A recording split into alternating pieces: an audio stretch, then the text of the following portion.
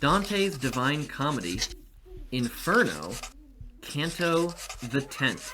I remember a giant angel guy that came across the swamp and was kind of coming in all majestic and epic, like, waving away souls with his hand. They were on the other side of the swamp, right, that they had just crossed, and they went through the doors that the fallen angels were guarding? Yeah. So they're walking through that field now. Dante asks for a little bit of insight as to what's going on here. Like, what are all these for? Why is it that the lids are off to the side? Virgil tells him that all of these graves are going to be sealed on Judgment Day. He asks if he's allowed to talk to any of the souls within these tombs. Virgil tells him, I know what you're trying to ask. You can't hide it from me. This happens a few times where Dante will say something and Virgil will be like, I know what you're really trying to ask. What Dante really wants to know is if he can talk to anyone here who's from his city, because once again, he would like to talk about modern day Italian politics.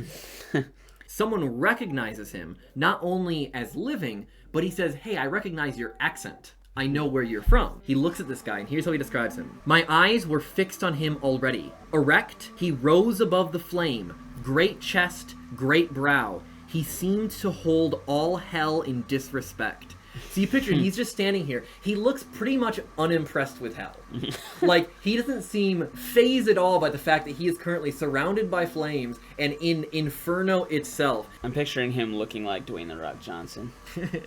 We did already see him on Cerberus, but I can picture that. Shoot, I can picture him right. here too. Oh my goodness. As they talk a little bit, he realizes that this is another one of these political rivals. Although these aren't just political rivals so much as they are almost like national rivals. But it seemed like the people Dante is associated with and the people this guy is associated with went to like actual war several times. Oh yeah, that doesn't surprise me in the Mediterranean region. With Italy and the Balkans and everything, there's a lot of like old conflicts that have happened over the centuries. While they're talking, though, someone interrupts him, and he looks over, and someone's just peeking their head up. And he says, excuse me, I think I know who you are. This is the father of one of Dante's good friends, Guido. What his friend's father figures out is, hey, I realize you're not dead. You've probably been blessed to come here because of your poetic abilities. Why isn't my son with you? He expects Guido to have gone with him. He speaks momentarily about Guido in the past tense. And the father stands up and says, is he dead then?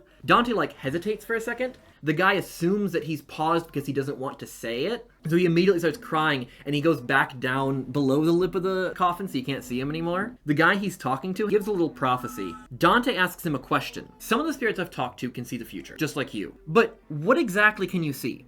Because it seems that you guys know a lot about the future, but not the present. And so he explains, we are cursed so that we can always see the future, but when things draw near or happen, we perceive nothing of them. Once time ends, they'll be blind. Oh, wow. They can see the future, but once there is no future, they will have nothing left to see. I can see how that would kind of be a curse, because that means that they could always see the coming judgments that they will face. So they're always living in fear or terror of that too, Dante is stricken with regret, and he explains to this guy who's standing here, hey, before I go, could you tell that guy over there that his son is not dead? The reason I pause is because I was confused. I didn't realize how he didn't know that his son was dead, because I thought souls knew everything. Now I know they only see the future. I could see how some of this would make a pretty good comedy sketch, despite being called the Divine Comedy. But I mean, some of it's just it is the seems Divine like Comedy, it's supposed to be humorous.